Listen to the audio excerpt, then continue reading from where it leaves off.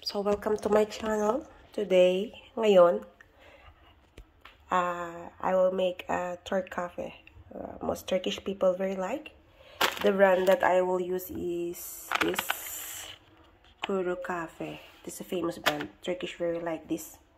Gustong-gusto nila yan. So, in one small cup of Turkish coffee, sa maliit nito, ang kailangan mo ay isang cup, 1 scoop of this. Isang scoop nito. At ilalagay mo siya dyan. 1. So, 1:1 yan. Isang cafe, isang scoop, isang gantong tubig din. So, ito yung machine nila. Actually, meron silang kanya-kanyang paggawa. Pero ito ay machine. So, ito yung machine nilang klase. Ito yung on.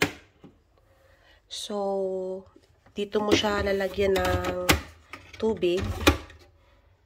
Kung ilan ang gusto mo, hanggang dito ang level. Ganyan lang siya. At, kung ilang person na magkakape, naka-indicate naman dyan, 1 cafe. So, dito mo siya pipindutin. So, isang kape lang siya. So, tutunog siya. Tutunog yan pag ready na. So, ilalagay mo siya yan dito. So, dito naman tayo sa kabila.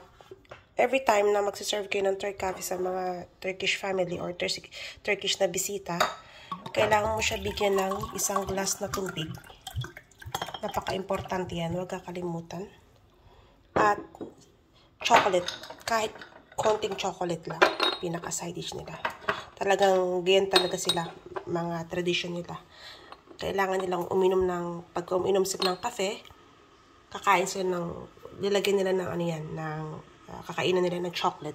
Kasi ito ay walang sugar. Isa plain. Pero ibang tao naman, ginagawa nila is, naglalagay sila ng sa isang cup nito at isang cube na sugar. So, yan na siya. Kumukulo na. So, tutunog siya. So, it will be ready. So, huwag niyo kakalimutan every time na may bisita. Sa isang Turk coffee, isang basong tubig talaga siya. Bigyan mo talaga siya ng basong tubig. Kaya na siya.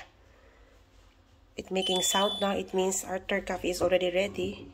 So, the important is yung bubbles niya. So, you shake a little bit. So, ilalagay mo na siya dyan.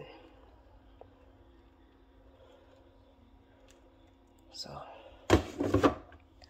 yan. Ilalagay na siya dito. Ayan.